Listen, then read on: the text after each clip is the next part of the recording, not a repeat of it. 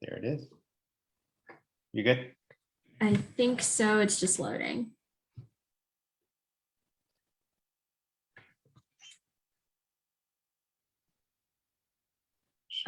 I think we're good. Okay, I'm going to open it up and then Martha, just wait 30 seconds or so. Okay, sounds good. All right, thanks, guys.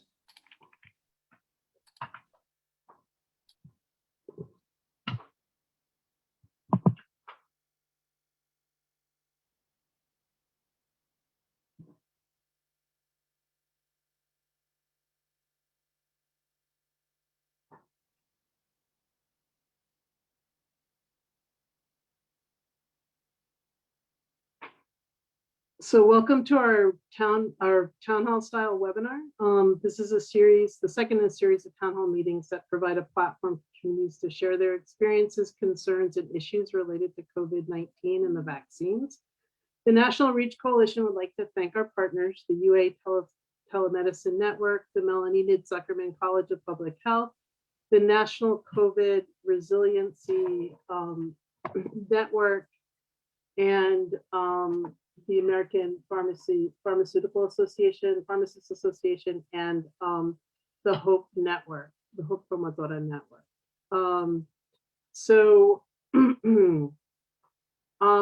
We began working with the National Reach Coalition is that committed to amplifying the voices of community. We began working with communities to provide a platform for them to share their experiences with COVID-19 from the beginning of the pandemic. Today's seminar is one in the NRC's recent series launched last week to have community members and healthcare experts share what's happening with the COVID-19 vaccine in their community.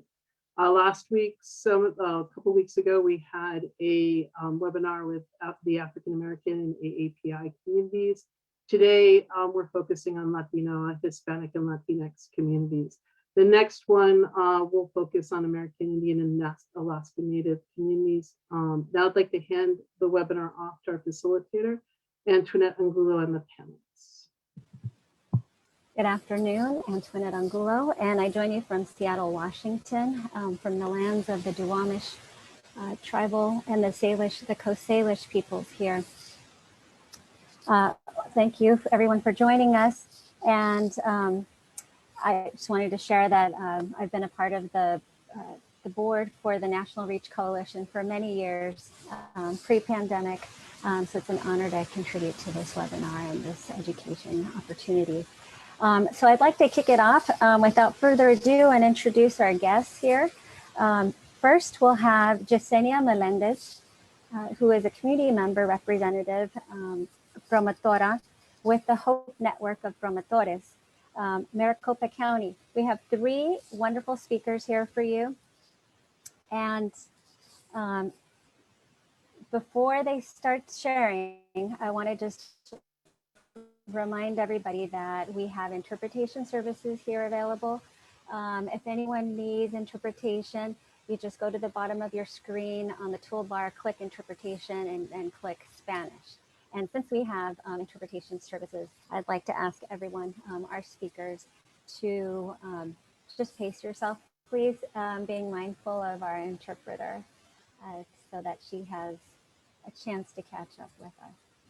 Okay, great. So I will introduce each of the 3 speakers one at a time, and I'm going to ask them to introduce themselves a little bit more and then also speak to the most pressing issue or concern in your community. And so each speaker will have about 5 minutes to do that. And then we'll launch into Q&A and we'll have plenty of time to kind of popcorn questions across our panel. So I mentioned Jessenia Melendez. She's a promotora with the HOPE Network of Promotores from Maricopa County, Arizona. Passing the mic to you, Jessenia. Hi, good afternoon. As you mentioned, my name is Jessenia Melendez. It's a pleasure to be here today. I am working currently with HOPE Network. I'm part of HOPE Network and also a lead over at the Cartwright School District. And we're here to help the community and answer any questions that we may assist with, and of course, guide them in any resources that they might need as well. Great. And Jessenia, can you speak a little bit to the most pressing issues or concerns in your communities around COVID-19 or the vaccine? I would say at this point, we have a little variety of what the COVID is. As far as to like the getting vaccinated, as we know, vaccine appointments are going quite quickly. And others are just kind of iffy of choosing the proper vaccination as far as to the 3 different types of vaccines that they could go ahead and apply. And it's just answering questions, and it's more about the facts and not just like the whatever the word to mouth is, you know, as far as to, well, if you get this one might be better than the other one. It's just giving them the proper information, and of course guiding them where they could actually go ahead and keep trying to make that appointment to get vaccinated.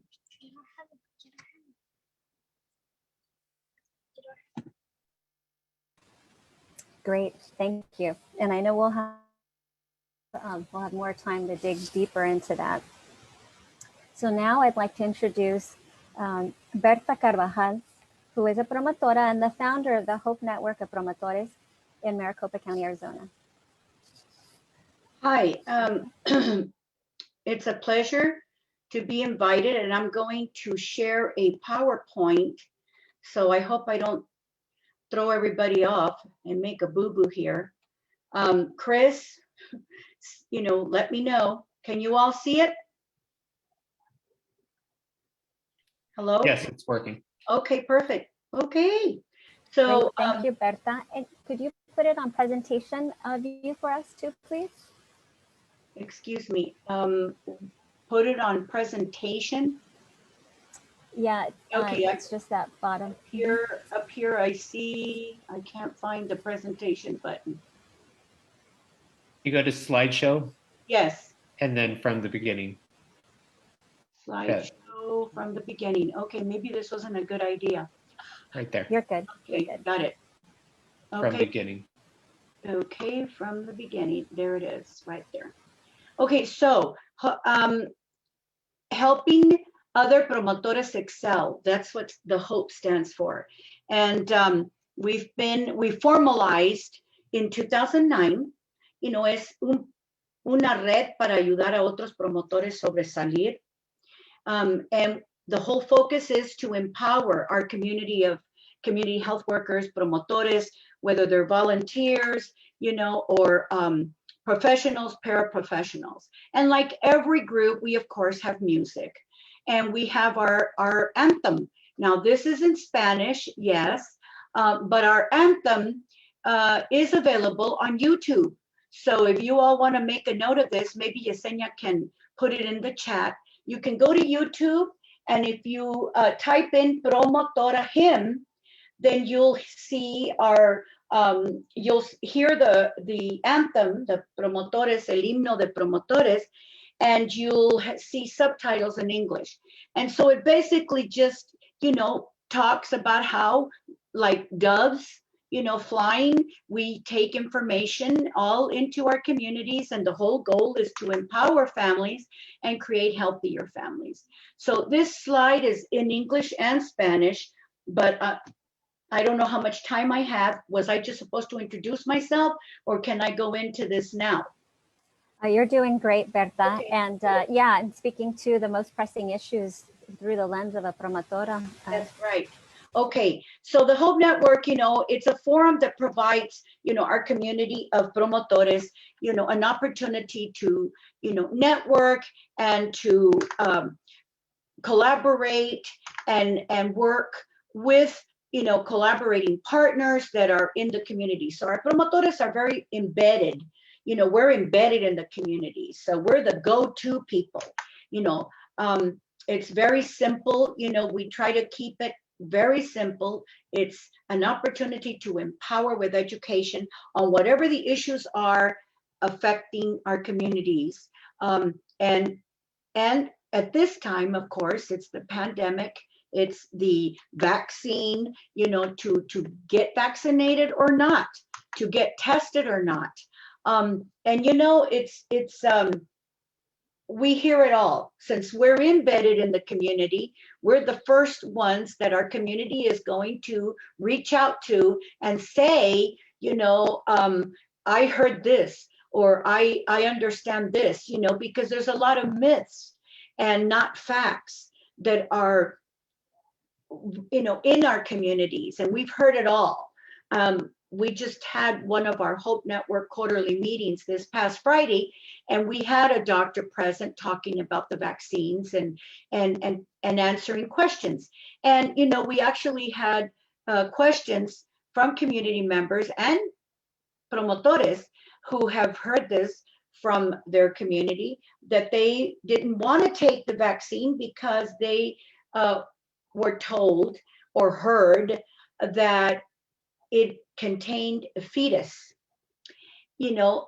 unborn, that they had utilized, and that it contained fetus. So again, it's a lot of myth, a lot of fear. If I get vaccinated, I'm going to get, COVID. I'm going to get really sick. It's just like the flu shot. These are the things we're hearing. We're also hearing that, it's kind of shocks us, but we remain calm, because these are real fears, in our community. And the other one is, this is a government conspiracy. It's a government conspiracy. How is it that the vaccine was made so fast, and it can't possibly be safe? And it's a conspiracy through the government, because they want to get rid of the population. They want to, it's kind of scary, actually, some of these thoughts that are happening in our community. So, promotores, the HOPE Network focuses on helping our promotores excel. How? With education, with information, with resources, with training. We don't want to be ever sharing or relaying the wrong information. We want to learn from the experts. We want to become empowered, with the correct information from the experts and the professionals, and therefore, have the right resources and information to be able to share within our communities. The pictures that you're seeing, these are all groups of promotores that, we come together, quarterly for the past, over 10 years.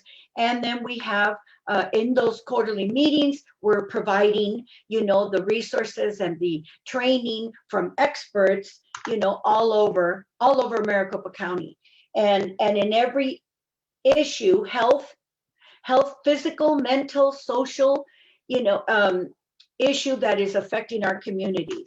So, we have an outstanding, participation.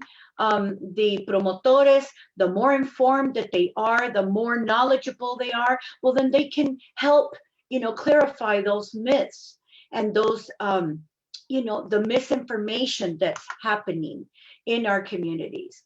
We don't attempt, what we provide our community health workers with, we let them know, you're not it's not about convincing the person, the family, the individual that you're speaking with. It's about, sharing the knowledge and the education and the information that you have received.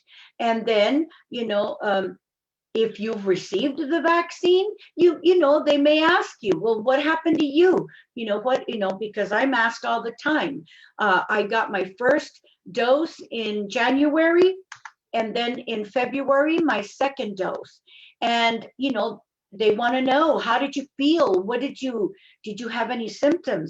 Well, I'm one of those lucky persons, those blessed persons that I did not. Am I going too fast for our translator? I probably am, huh? Sorry. But I was able to, I didn't get sick. I didn't have any symptoms. And so I share that, my experience. But I also let them know, that's my experience. And and that always helps, because again, we're the go-to people. We're the ones that nos tienen confianza, they trust us. They are anxious to hear what our idea is, what our input is. Am I good on time? Are we? You're great. You still have time if you have more you'd like to share. Yeah, and so what I've been sharing in this slide is, it's an amazing, group of individuals. These are all, individuals, as I mentioned, who volunteer as promotores in their schools, in faith-based organizations, block watches, different, groups, as well as paraprofessionals that may be working in the school districts, that may be working in a clinic, in a community center, and the professionals, who are, working as community, health workers with Dignity Health, KEO, different health organizations. And so it's a wonderful, what we see happening in our world of promotores is the empowerment that takes place, with knowledge, the growth, both personal, professional, spiritual. I mean, it's amazing. And I personally have witnessed in all these years where I remember specific, community promotores, and they've grown and become empowered, and they become entrepreneurs, and they become employed. They go on to take college courses. We provide a training for all individuals who are working and who are utilizing the promotora model. We provide a 3 to 4 day training on the core competencies of a promotor, because we need to know that the core competencies are very important, because we need to discuss and talk about confidentiality, the respect of HIPAA, and provide all those skills, those basic, core competency skills, to help every individual that's joining the family of promotores, to be prepared and to be better informed. And so they've become, we even offered, we received an opportunity for medical interpreting, and this is so important, because the more training, the more education, and it's the same with the vaccine. The better prepared we are, then we'll be better prepared to share that information with our communities. We hold an annual event called Dia del Promotor. This event is an all-day event. We usually have close to 150 to 200 who attend. This year, obviously, we had to do it virtually, which was a new thing, and we still had over 100 who participated. So there's a lot of work, there's a lot of need, and so the more the merrier. Now I wear multiple hats. Okay, the one that pays the bills is I work with Dr. Kuhn. I'm with ASU, the Edson College of Nursing, and I'm involved in educational research, focusing on dementia, Alzheimer's, memory loss, and caregivers and their loved ones. And as a matter of fact, you see the young woman holding the baby, the little girl? That's Jessenia, who's at the dentist. That's Jessenia, who just spoke a few minutes ago. And our promotores, the HOPE Network, is a collaborating partner with programs at ASU, with Dr. Kuhn and several other organizations, because they see the value and they see the power of promotores in our community. And, can you tell that I just, I love them to death? Does it show? And we currently have, and here's another, this was our actual last promotores core competency training in February. of 2020, because then, you know, our world, as we know, knew it, you know, kind of shut down. So we have a waiting list right now for the next, you know, core competency training. That's my colleague, Lourdes Paez Montes, who is a pioneer, Marta knows, you know, in the promotora movement and training. And we love her to death. And she's been able to, you know, offer promotores certificates with actual CE, you know, credit hours, 9 hours of contact for all the participants. And this is a wonderful thing, you know, for them to be encouraged and motivated to continue their education, their formal education, if they choose to. This was the last group in February. Thank you, Berta. Thank you for sharing this really energizing and inspiring information about the importance of promotoras and promotores as trusted sources and trusted advocates. We received a comment here on the chat that your energy is contagious. How can I meet you? So that'll have to be arranged afterward. But thank you so much. And we'll keep returning to this theme.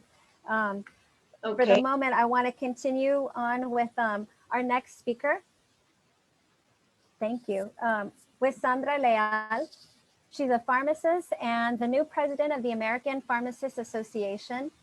She's a PharmD, MPH, FAPHA, CD, CES, and executive vice president of professional affairs and SinfoniaRx, a THRC solution in Arizona. Well, good afternoon, everyone. It's a pleasure to be here. And I love, Berta, everything that you shared. My first job in high school in healthcare was as a promotora, a teen promotora, and Marta Monroy, who's here, was my boss and my mentor for life. And she wrote me a letter of recommendation to get into pharmacy school. So I owe a great deal of gratitude to her. So what you said earlier about how promotoras go on and try to seek new information and, you know, additional things, I can definitely attest to that. So I'm the executive vice president at SinfoniaRx, which is a tabula rasa healthcare solution company. And what we do as a pharmacist, we do outreach to patients to try to make sure that they understand their chronic conditions and the multiple medications that they take for things like diabetes and high blood pressure and cholesterol. And we've actually worked with promotoras, pharmacists have worked with the promotoras to create a collaboration to work even more effectively together, because we know as providers, as healthcare providers, that our reach is only so much. Sometimes we stay within the clinic walls, and we love to use and collaborate with promotoras that go out physically into the field and work with patients and then figure out ways to work together.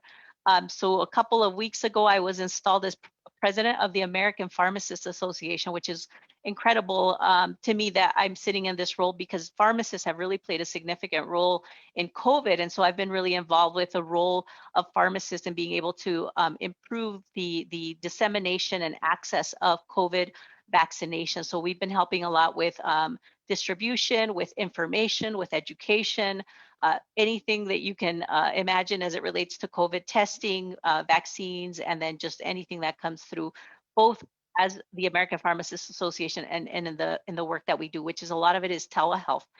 So we call patients and find out what's going on, what concerns they have with their medication. And we get like 50 questions around COVID. What vaccine should I take? Is it available? Where do I get it? Since you shared slides, Berta, I wanted to share 4 slides that I had just to show a little bit about the impact and the role pharmacists are playing. So I'll share my screen here.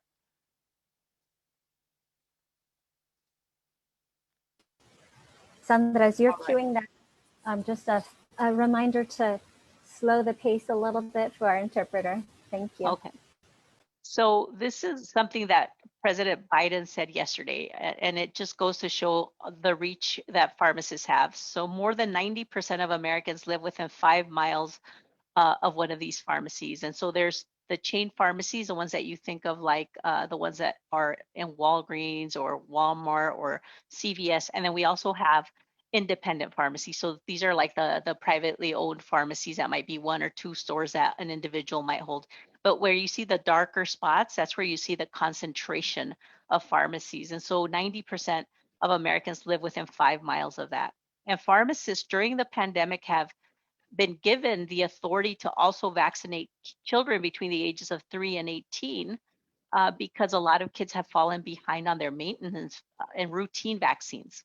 So not just COVID vaccines, but all those other things. So pharmacists are essentially working to try to catch kids up or triage back to the provider so people do not lose that care that they should have been receiving during COVID, but people have obviously not been going to their normal appointments like usual.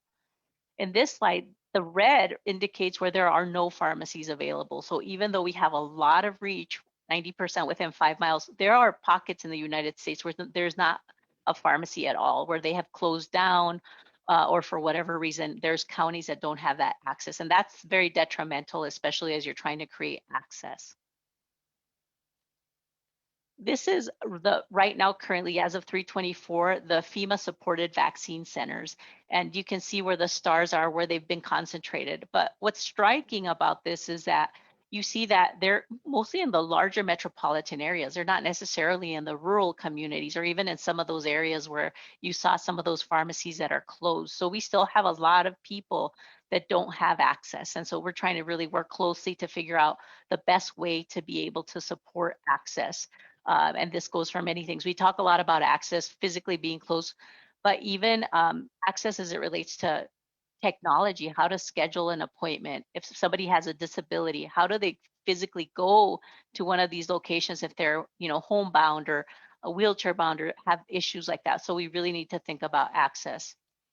And then this is my last slide. This is where the COVID diagnoses have primarily occurred. And you can see in some of these darker areas, that's where you see a high concentration of COVID. So you also see that it's disproportionately affecting Black communities, and then also a lot of border health communities where we already experience a lot of health disparities. So I can't stress enough to work closely with the resources that are available, like the promotoras, and pharmacists are ready to serve and ready to help with being able to do that. And we are trying to do that, work collaboratively with the CDC to make sure that we produce vaccine confidence type of education that's language supported, that's culturally sensitive, and that we can really assist with. So I'll stop with that. Thank you. Thank you, Sandra. Before we transition into our question and answer, I just wanted to ground us in some recent data dated March 30th on COVID. So COVID-19 positive rates, this is all national data, about just over 9,000 per 100,000 positive cases. The death rates are 164 per 100,000. And this was announced. So we have 93,631,163 individuals in this country who have received at least one dose of the COVID-19 vaccinations, which is pretty phenomenal. Now, of that data, though, only 52.5% of that data has ethnicity or race connected to it. We don't know who the other, we know something about half of those vaccinated, but we don't know what ethnic or racial groups the other 50% represent. So there's a lot of information missing there in terms of how we should allocate resources, how we should determine strategies, who's being left out, who are we doing a good job of reaching with these vaccines. But so of that data that we have, the 52.5% of data with ethnicity and race, we see that 9.2% of vaccinations are Hispanic Latino. And let's see, so that was with one dose. Now, if we look at 2 doses, so fully vaccinated, because we're not taking Johnson & Johnson into account here, 51,593,564 individuals in this country are fully vaccinated with both doses. Again, though, 53.5% of that data has any ethnicity or race collected on it. So we know kind of half the picture there when we're talking about racial and ethnic approaches to health. And of that data, 7.5% we know are Hispanic Latino. So given sort of that scenario, And yesterday I saw there was a good article on March 29th yesterday in New York Times that talked about, it's entitled, "What's Behind the Hispanic Vaccination Gap?" And some of this data comes from Kaiser Family Foundation. And what struck me was that it said that Hispanic share of the vaccinated population is less than Hispanic general population in all states with large Hispanic communities. So New York Times analysis of state reported race and ethnicity information saw that Hispanics and Latinos were underrepresented with vaccination across all states. All states. Wow. There's a lot of work to do. So with that in mind, I'm going to ask these questions first of Berta and Jessica. How is your community experiencing issues accessing the vaccine, if at all? Is this something you all are feeling on? Yesenia, you want to answer? Yes, can you repeat the question one more time, please? I didn't get the last part. Sure. How is your community experiencing issues accessing the vaccine, if at all? Perhaps there aren't any issues accessing the vaccine. I would say that a lot of the community has reached out to me asking where can they get the vaccine. A lot of times they know that there are sites that they are from their state or from the county that are free, but a lot of clinics and pharmacies are charging, they do have some kind of cost. And their concern is, well, it's all over the place that the vaccines are going to be free. But a lot of times the way that the clinics explain to them, yeah, the vaccine itself is free, but just the fact of coming into the clinic or having to see a doctor or nurse before getting the vaccine, then there's going to be an out-of-pocket cost. And a lot of people don't have insurance, medical insurance. Yes, I'm to piggyback on that. We did hear about that. And so of course, you know, our community of promotores, you know, we make sure that they inform their community, you don't have a cost. The vaccine is free. Now let's work with what is the other barrier. Is it transportation? Is it, you know, childcare? You know, because now, yes, we are seeing more and more sites, you know, that are offering the vaccine, but that doesn't mean there's sites that are like within a few miles distance. You know, they're pretty far away from some of these communities, some of the underserved communities. So we need to see more groups, you know, coming into a community center, a faith-based, you know, building, churches, you know, where the community congregates. That needs to happen. You know how I know in an example, you know, at our church and community center, you know, when we want, you know, the community that doesn't go get the flu shot to get the flu shot, we bring the flu shot to them. and it's made a huge difference in the response and how they follow through, you know, because it's a place of comfort. It's a comforting.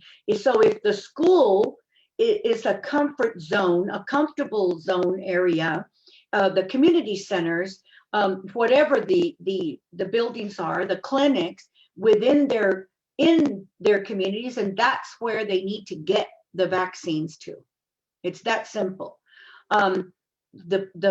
I think the zip code with the most that has not responded, I think it's an 85009 or 006 here in, I'm talking about here in Phoenix, with the highest number. You know, that area has a huge number of homeless, okay?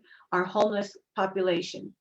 And because of the pandemic, we have a lot of families with children that have become homeless, and they're filling up, you know, the St. Vincent de Paul centers and the, you know, the organizations, you know, that are providing shelter. So, you know, there's a lot of work that needs to be done in order to get that comfort zone, that it is not the positive, answering their questions, actually, not assuming, and not because, we all have the honor and the ability to share with each other information. We're learning from Sandra Leal today. We're learning from each other here. But many of our families, who are they learning from? We need to learn what their feelings and thoughts are. We need to ask more questions, and so that we can address what their fears are, and not just bombard with a flyer or hey, they're make an appointment, we've got this number. We're not asking enough questions so that we can then address the real issues. Can I just add to Berta? I think one of the reasons why we couldn't get out more to the community initially was just because of the storage precautions with the vaccine, especially when they first came out. They were perceived to be very unstable, and so you needed like deep refrigeration. And now with new additions of vaccine and with more information, we know the stability is better, which is then hopefully going to allow for some of the traditional things that you're talking about, Berta, going out and providing the vaccine where people go instead of expecting people to come in. So I think that's going to start getting better as we know more information. And we have seen that that there's been new guidance that like the Pfizer vaccine doesn't have to have as deep a storage as before. Like people were trying to buy these really expensive refrigerators to store them, but that's not the case anymore. So we're starting to see some of that improve, and hopefully access will happen as a result of some of this new information. So I just also want to share how important it is to share your experience. I think, Berta, you talked about when you receive the vaccine and then a month later and you experience no side effects. That's really good. I ended up participating in the Moderna study last year, like September, October, and then I got the placebo, and then I actually got my first dose the last day of last year, so December 31st. And I've been sharing that experience with a lot of people just to tell them, I feel very comfortable in participating. I shared it with my mom. I consider my mom the promotora now in Nogales because she gets all the calls from all the family, the community, and then she calls me so I can answer the questions. And so she's the vector for information. So it's amazing how that is, because people trust you and because they know you, and because, if you've done it and they feel comfortable that you're willing to do it, then it speaks volumes about whether or not somebody's willing to take it. Absolutely. Absolutely. I also got the Moderna, and after either dose, no symptoms.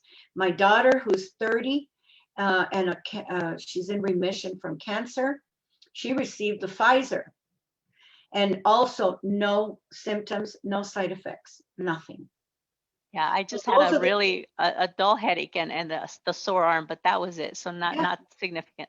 And it goes away pretty quickly, which is good. Even if you get stuff, it's typically a couple of days, you're good to go. Before we dip more into vaccines and vaccine effects, I just wanted to circle back to this conversation a little bit. We have a couple of questions on the chat, but we talked about some of those issues accessing the vaccine from, trust, issues of trust, misinformation, disinformation, really basic things that we've been continue to still deal with. I just can't believe we're still dealing with, transportation and childcare. Like, don't we know that already? Well, what's being done? How are these issues being addressed? Berta, beforehand, you were talking to us a little bit about a phone line, for example. Can you speak to, I invite all three panelists, but maybe Berta can go first just to talk a little bit about how are people getting creative, the health departments, the community health centers and others to address the access issues. Well,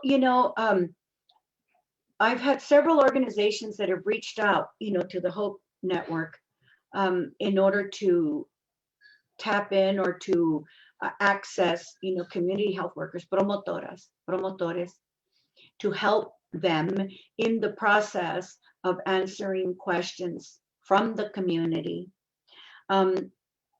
We were recently invited, to in a collaboration with Maricopa County Department of Public Health and CRN, which is the Crisis Response Network, or the 211. The goal is to be able to open up a phone center manned by promotores, manned by bilingual promotores, but specifically to serve the calls of limited English to monolingual Spanish-speaking older adults, which have also, this is a population, a group that, they are not going, they don't have internet, they have no desire to have internet, and they don't want anything to do with a computer. These are older, our older and community of older adults, and the simpler the better. So we've been collaborating, and we were able to connect them with a large number of promotores that are bilingual and that are going through training specifically on COVID testing and on vaccines, so that when they answer these calls, they're comfortable and they're well informed to help the older adults, with their questions. And if they're calling and saying, I'd like an appointment, then they're going to be trained and in a position. And I think Jessenia can probably speak more in depth as to their role, but even schedule appointments, from what I understand, because it's been difficult for I don't know about you all, but when I first started to try to get an appointment, excuse me, and I think I'm a little tech savvy, it was frustrating. I went in circles. It was like my grandson says, Nana, just type in another zip code and see what happens. And bam, I typed in another zip code. Well, if it's asking me for my zip code, why do I have to type in other zip codes?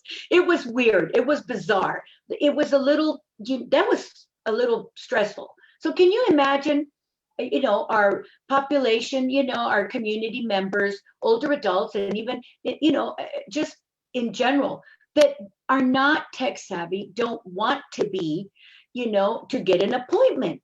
So I think it's better now. I understand. I don't know, because I don't need to make an appointment, but I've been told that it's better. So I think that we need to, all what we do is focus to our community and our network of promotores.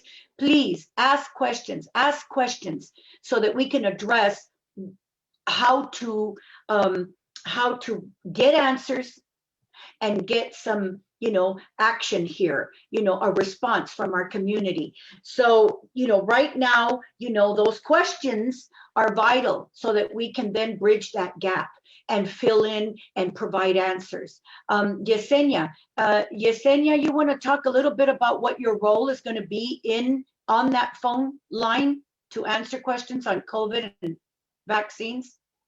Yeah, actually my role over at the 211 CRN is actually a lead, a group lead. So at this point, what we're doing, we are taking the phone calls. We get a lot of questions. Unfortunately, people just know that the vaccine's out there. But other than that, they don't even know where they could get it, what's the time frame in between the two vaccines, what the difference are. Like Berta was saying, it's really important to get the facts out there to the community. We do go ahead and assist them, depending on their area. A lot of times if entering that different zip code, or if they want to go, they want to drive a little bit further out, we're able to go ahead and get them the vaccines a little bit quicker without them having to wait so long. Because I know a lot of clinics right now are actually doing the waiting list, but they are going all the way till June for the waiting list. And that was a few days ago. Wow. I wanted to, I don't know if you're familiar, but the CDC put a really nice vaccine finder. I put it on I don't know if you can share it, but one of the questions that we're receiving a lot is people wanting a specific kind of vaccine. And with this link that the CDC put out, you could actually filter and pick the vaccine that you want. And then it puts in the zip code and it'll tell you which locations have it available. And right now it's kind of hard, because once they opened the adult population, a few appointments that there were got filled immediately, but there's more supply coming in the next few weeks. and hopefully more appointments will become available. But at least from that filtering perspective, you can pick the vaccine that you're looking for, your zip code, and it'll tell you if there's an appointment available or not. But it's been challenging, and I agree with you, Berta, that it's been very geared to people that have access to technology, and it has not been accommodating to people that don't have access. I tried to sign my mom up. She lives in Nogales, and it took me registering her with a state, verifying the code, re-logging in, logging in again. I think it took me 3 times to go through the process. And then when I finally got through, there were no appointments. That's frustrating because you've just spent all this time, and then by the time you want to check again the next day, you know, do you even remember all the passwords that you tried to use?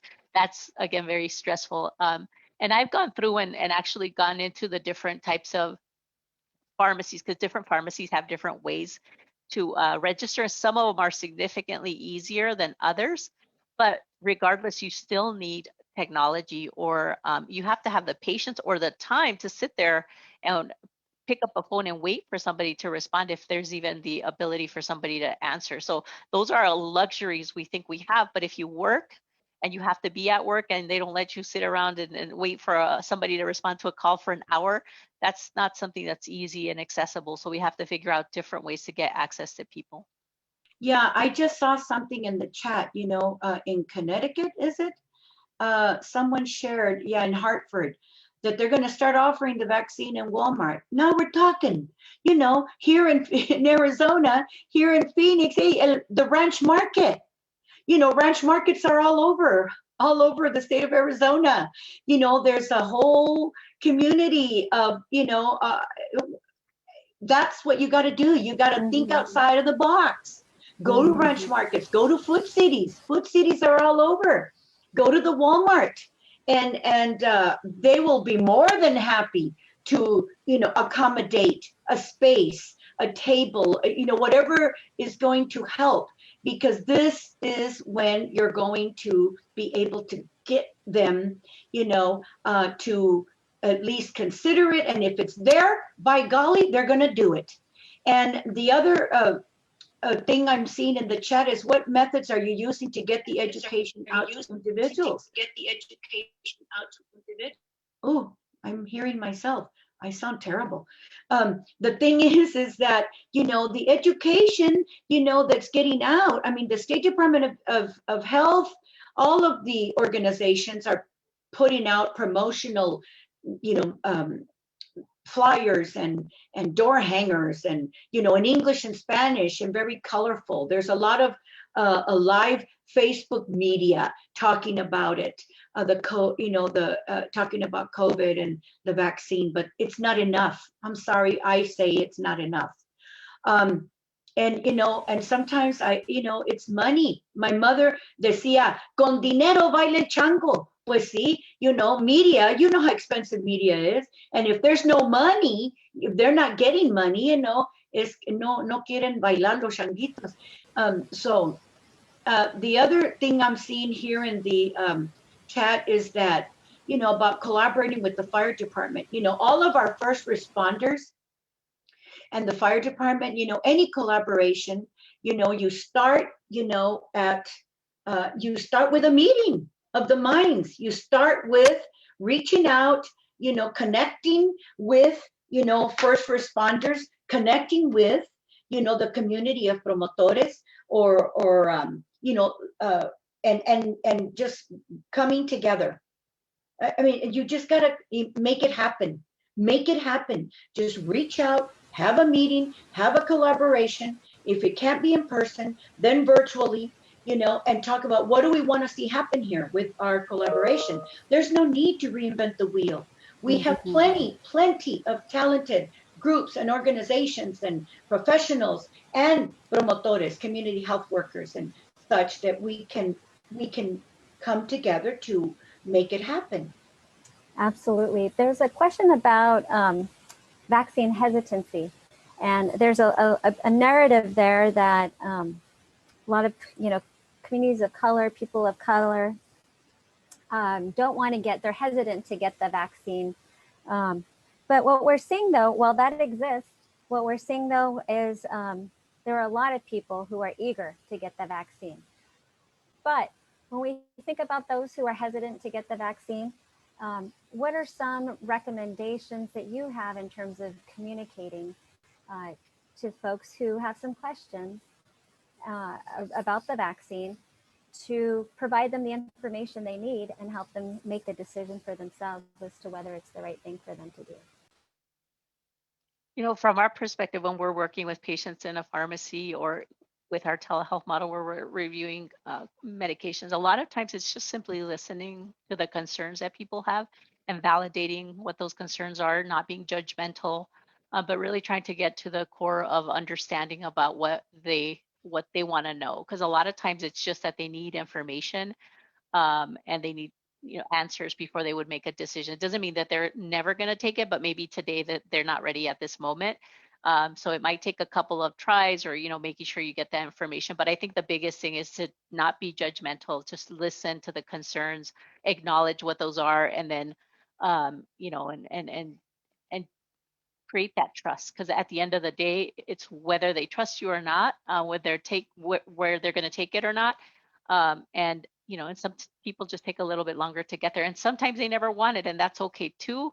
But hopefully with more information, we've seen that hesitancy decrease, especially as more people have come and taken it. And we're seeing a lot of social media where people are posting pictures and they're sharing their experience. They're sharing side effects, which is expected because now people are sharing it. But most people come back and say, oh, it wasn't that bad, it was worth it.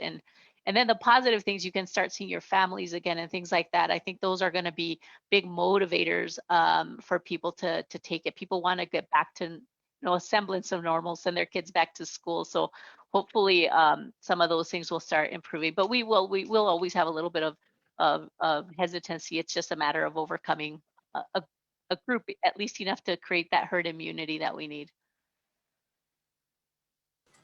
Thank you.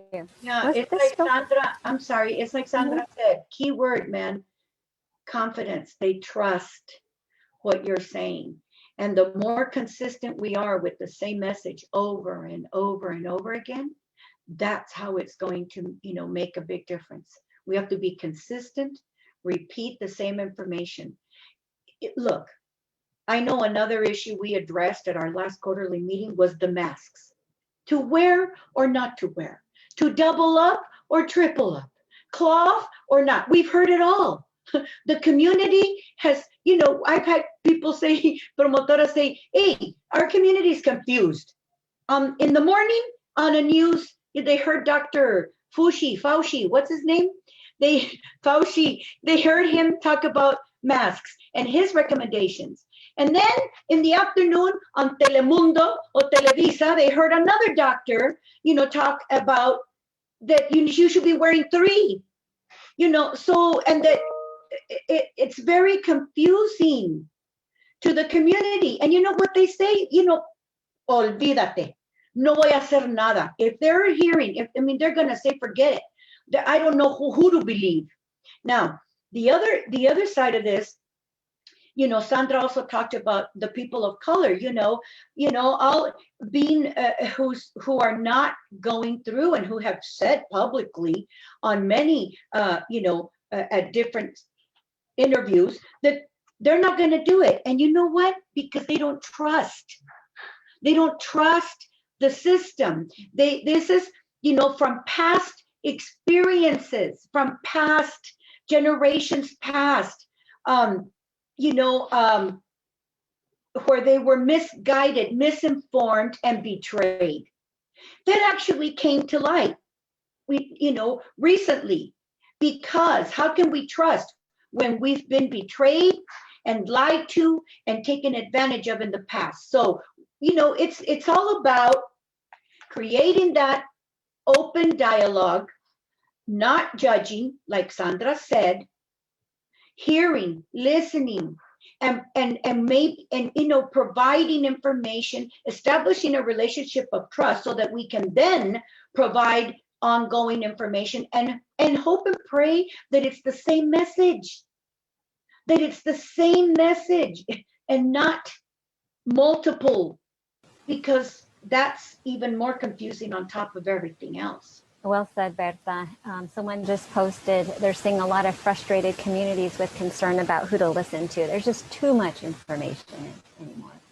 Yeah, and we've looked at I've looked at some recent data, and they really come back to who you should be listening to, and a lot of it is really the people they trust, right? It's your provider, it's your pharmacist, it's who you trust, it's your neighbor, it's your promotora, and some of the least trusted are celebrities because they don't know you, they're not like you. So when they've looked at the data, it really goes back to that trust factor and who you know and who you rely on. And so I think that's who we should probably be sticking to, the people that we trust. And hopefully we're all getting good information, but it has been very confusing. There's been politics involved, and that's caused a lot of dysfunction and just being able to manage a public health concern. So, I think if we think about that and put people first, we could hopefully overcome some of the misinformation that's been shared. Yeah, that certainly hasn't helped. There's someone who's asking so just a little bit of an educational teaching moment here, to please give us an example of what you specifically communicate to a person who does not trust the vaccine. So again, kind of embodying those values that you mentioned, non-judgmental, listening deeply, some of these things, with someone like from the panel, to just offer an example of how you would communicate to a person who doesn't trust the vaccine? Yes, I personally have had several different family members, friends, and newly, community members that I don't know, who have communicated their distrust. And again, if they're distrusting and they're, all I did was share my own personal experience.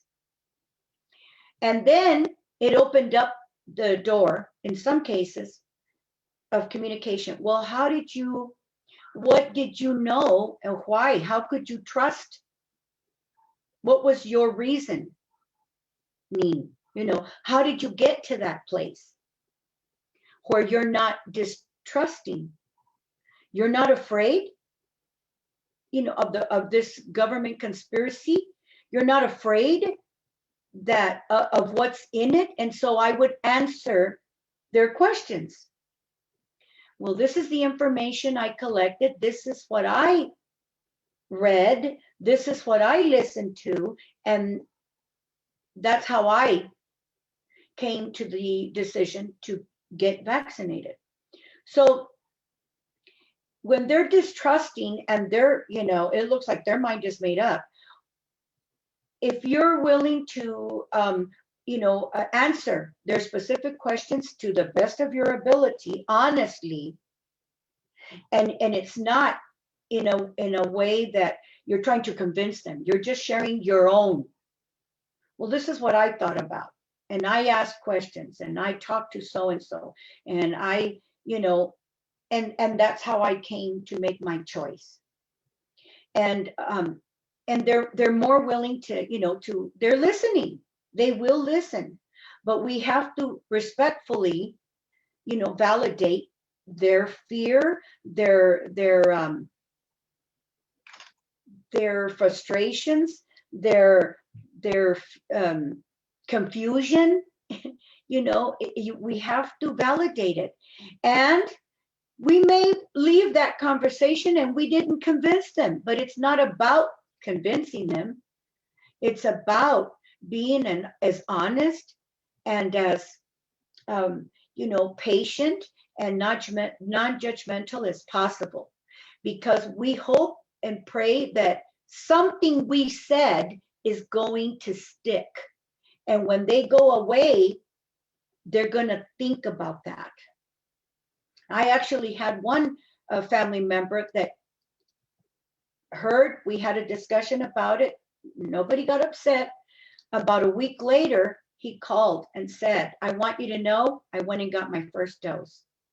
And the reason, our conversation helped me to get there. So that's what we need to do. Awesome. I wanted to invite Jessenia and Sandra, if you also have any tips for how to communicate to somebody who has some doubts about the vaccine? Yeah, you know what? It's funny because just last night I had a call from a member from the community.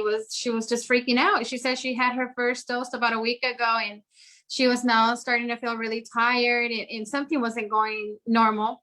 Well, the first thing we do, of course, you want to recommend them to their PCP. You want to make sure that everything looks good, but of course, also refer them to like the website, for the Department of Health, where they could go ahead and research more information and be aware of, of any red flags in case, anything's going on with the vaccine. But her thought was, well, oh my God, what if it is true what they say? After 6 months, I'm going to pass to getting the vaccine. And unfortunately, we do hear a lot of things, and they don't know who to believe and who not to believe. That's why it's really important to go ahead and give them the facts. And like Berta said, share our personal stories with them. If we've been vaccinated, let them know how we felt, and that could bring some comfort to them and make them know that it's okay. You're going to bypass that stage. It's probably part of the vaccine, or simply, if you've been having really crazy days more than the usual, then yeah, of course, you're going to be a little bit tired. But of course, always go ahead and refer them also to their PCP, because of course, we're not doctors or nurses. We can't determine what's exactly going on, but we do want to go ahead and listen to what they have to say and bring a little bit of comfort to them. One of the best tools that I've used is I take a picture of myself getting vaccinated. I took a picture of my mom getting vaccinated. I took a picture of my daughter getting vaccinated because there's been concerns in younger, she's 17, and I posted it on social media. And I can tell you that was like a major, I would say, incentive trust factor again, because if I put my money where my mouth is, and like getting my mom vaccinated and my daughter vaccinated, that really was a place where a lot of questions came, and a lot of people that were afraid were like, oh, your mom got it, that's great. They called her, they asked her how she felt, they contacted me about how Soli felt, how's she doing, is she okay? And just to be able to like walk them through that and know that if I have enough comfort in doing that, that they feel more comfortable doing it too. And I think where I was, I did the study, and I was even myself concerned when I first participated in the study. I'm like, should I do this? Should I not do this? It's in study mode. But I felt like there's not a lot of representation of diversity in studies. Historically, they've been very homogeneous. They haven't had a lot of a diverse population. So I really wanted to participate in the study just to make sure that it represented the communities that we're going to vaccinate. And I know here in Tucson, we had a vaccination site, and they were able to recruit some of the most diverse set of study participants to give comfort that the vaccine was being studied in a variety of people, and internationally too, because obviously this is not just here in the United States, all over the world.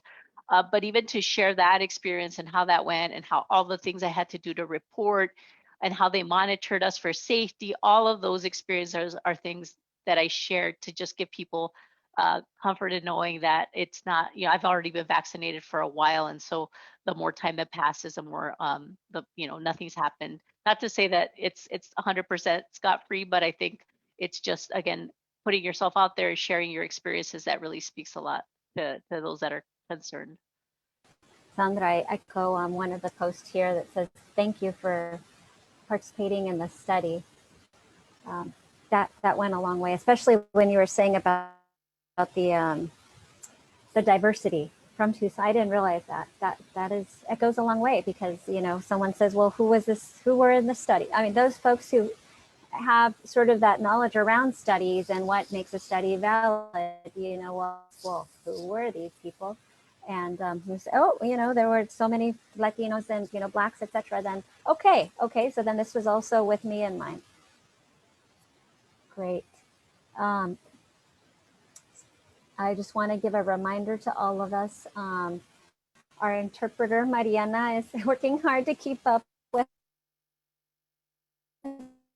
us, and she's all caught up. So why don't we, there was one question when I was sharing that data, the national vaccination data, and we talked about how half of the data didn't have race or ethnicity connected to that. Sandra, do you have insight to share around that? Why aren't we seeing 100% or, just more data reported with ethnicity? So I know, at least for the pharmacy community, a lot of the pharmacy systems where we used to do vaccines and dispense didn't didn't actually have the ability to even collect that information. So what's happened in the last few months is that a lot of those systems have actually had to be programmed to even be able to collect those fields. And so we hadn't been collecting it for like previous vaccines that we were given, but this is such a critical, basically federal mandate to collect it, that now there's that retroactive look at being able to collect and report it, which is really positive. And then just in general, making sure providers ask the information. Sometimes we make assumptions about who we're giving vaccines to, or the field isn't filled out. It's there, but we don't even complete it for a number of reasons. But now there's even been a push to try to get providers to ask the information and then to document it so that we can start filling in those gaps, because I just think we were kind of all over the place trying to get the information on COVID itself and treating it, that we hadn't gotten to that place of being able to collect and report it. But it's getting better.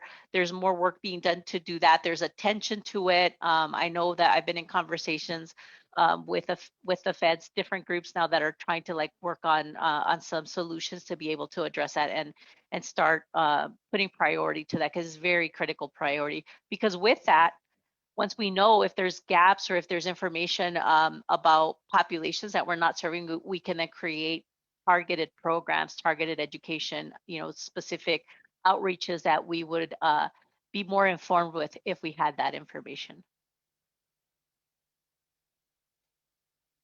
Thank you. And so let's get into the technical questions here around vaccines. Is COVID-19 vaccine a treatment for COVID-19? So a lot of these are for Sandra. Yeah.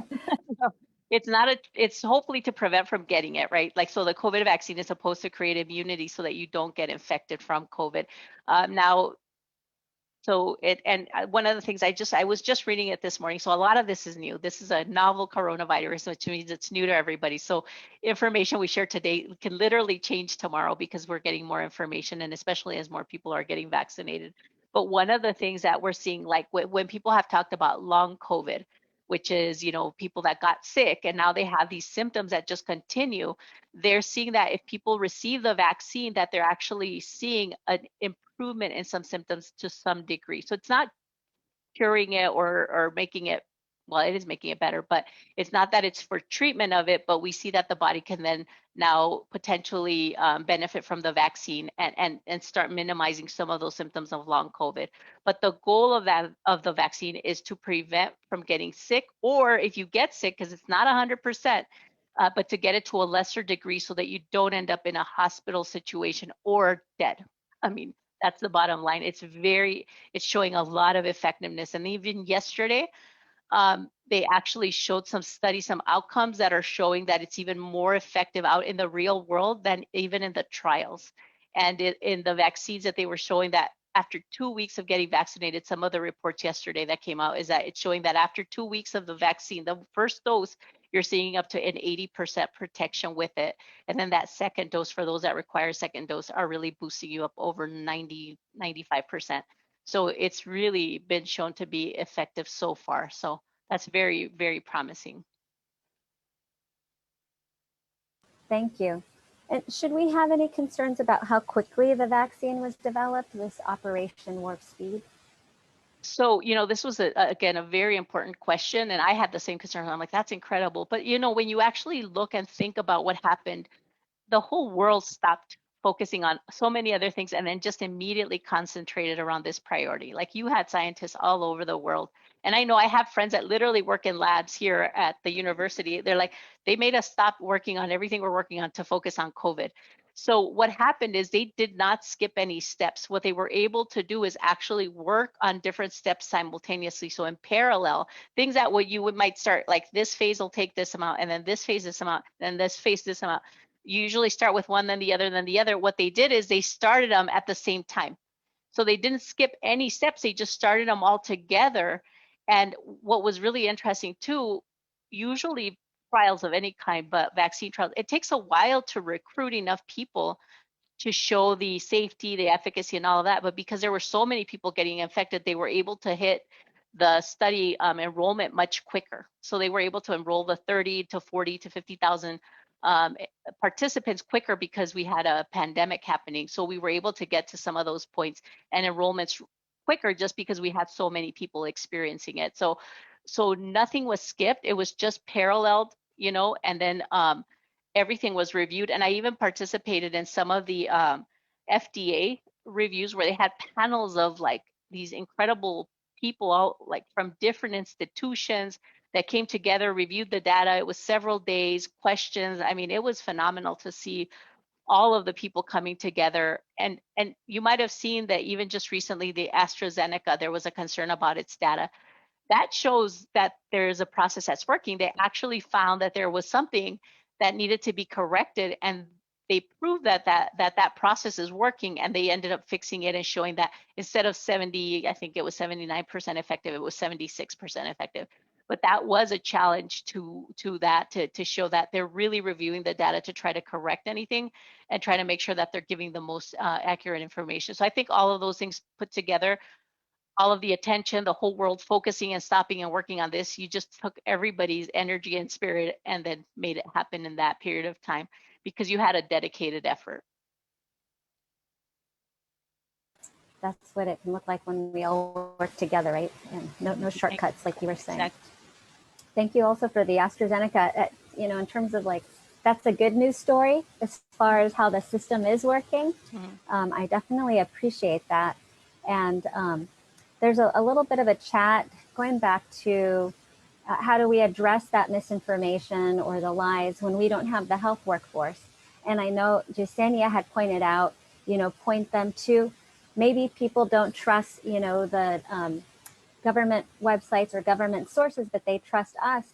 But if that, they listen to her or listen to someone like her, and she's saying, go, here's good, credible information, then that's a way to expand that workforce, right? It just the hearing it from you that that's where you go to get the information is a way to then maybe be more open to trusting that information.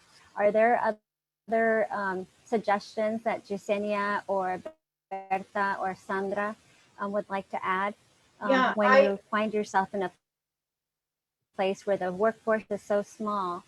We don't have an army of promotores or other trusted advocates. How do we multiply the good information? Well, I think that I was chatting with Priscilla, and you know, she said, you know, because I wanted to know, did we answer any of, you know, your questions and comments? And again, you know, she stated how do they answer the questions of the community and provide the appropriate, you know, credible messaging when they don't have the workforce. I think she's in Yuma. You know, and, you know, we have to be very creative and think outside of the box. You know, I told her, tap into your local businesses that are frequented, you know, las carnicerías, las panaderías, pozolerías. You know, we're talking about all these community-based businesses that cater to the community that's not listening or is very renuentes, you know, están renuentes, you know, no confío en nada de eso. Tap into those businesses and let them know, hey, you know, tenemos información valiosa, you know, que compartir con tus clientes. Nos permites una mesita, una esquina, un tiempo aquí. Most of them, you know, are willing to do that. They will be more than willing to participate. Also, your media, you know, who are the media contacts? You know, the TV, the radio, the newspapers. There's lots of free, you know, estos magazines, you know, que están en las esquinas, you know, on the corner streets, you know, that can post something.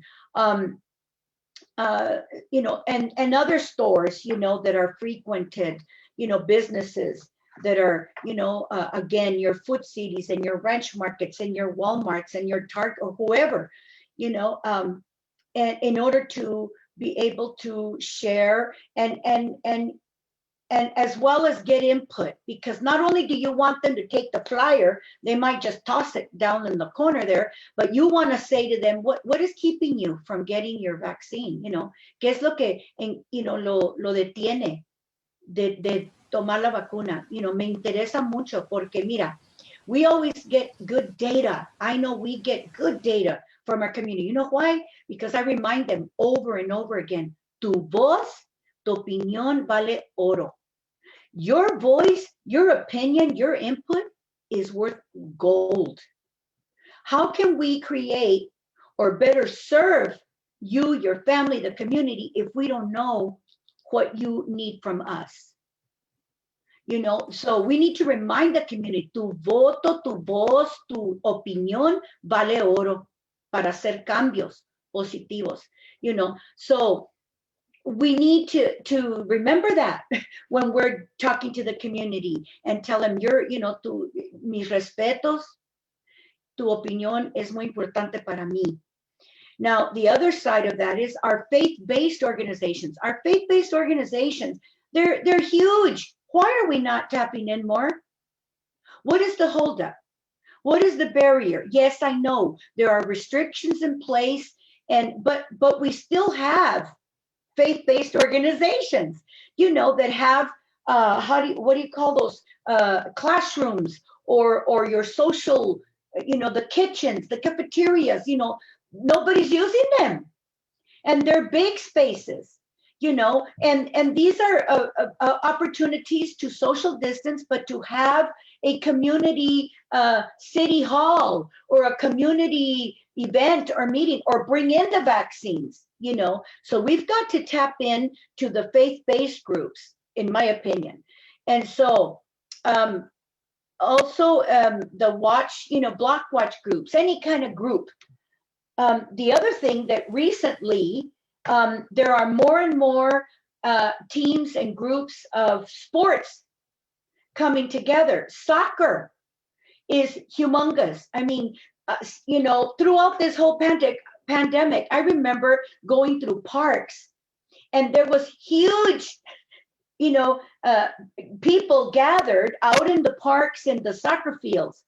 That's prime target right there. I see it as a prime time to share and flyers, information, to talk, you know, in between whatever. So the sports world is getting back, and they're anxiously getting back, you know, so that's another, you know, group of people that we are missing. I hear you, Berta. What I hear is you go to these folks who are not the usual suspects. They're not the, you know, public health people. You connect them with that credible information, and they're, you know, thought leaders and influencers, from the sacerdote to the padre to the, you know, to the baseball hero, and that consistent messaging. What I'm going to do is, our time is growing near here for us to wrap up. I'm going to ask each of the panelists to provide some closing comments. And I'd like to start with Jessenia.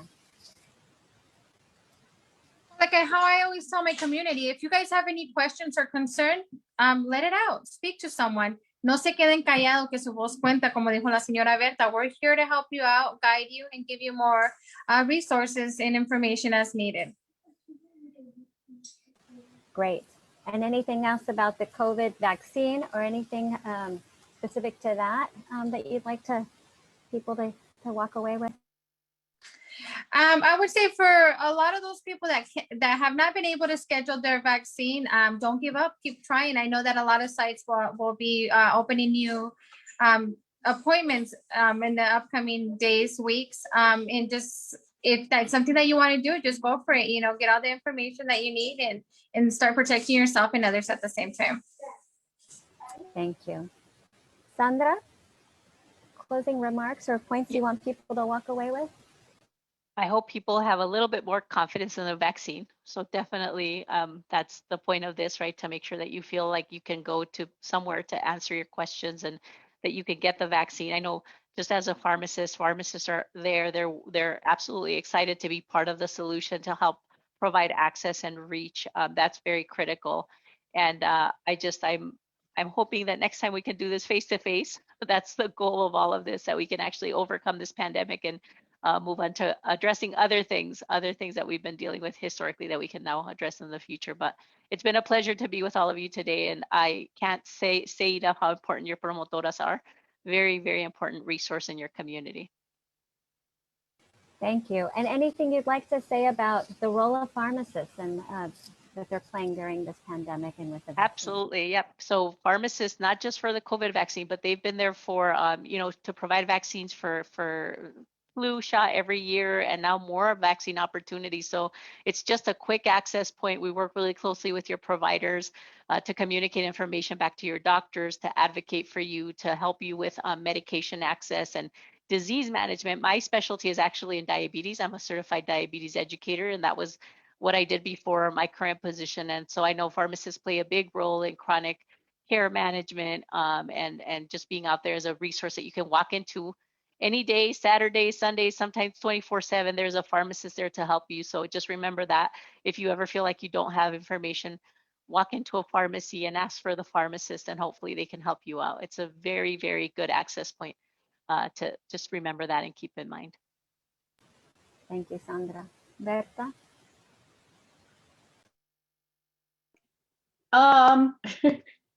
Hey, we've shared a lot of information. I was just going to send a message to everybody. It's these kinds of, meetings and, discussions, that help all of us get empowered and reinforce and recharge the battery, because it's a little stressful. Okay, this whole thing, the whole year, and we've all experienced loss. We've experienced, some lots of challenges. So, and this is another one. It's an ongoing challenge, but we need to stay positive. We need to stay, focused. Keep your eye on the target, which is to inform, educate, and be able to bridge that gap between our community and our health world, the vaccine, and all the information that's going to just put us all in a better place.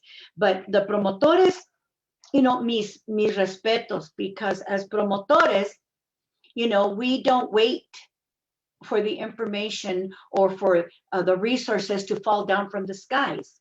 We go out and we research and we regroup, and my daughters don't like to go to the store with me because they say, Mom, you're going to speak with every caregiver that you see in the store, or you're going to go talk to them about this or that or the other. They don't like going with me anywhere. But that's what it's about.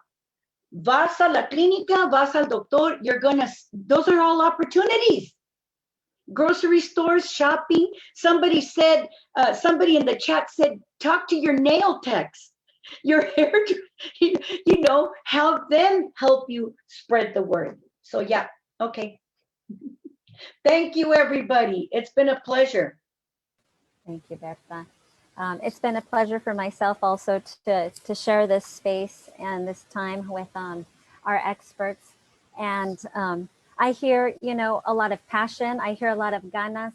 I know they've been working hard even before the pandemic. There's a passion and a love for la gente, nuestra comunidad, and it just shines through right now.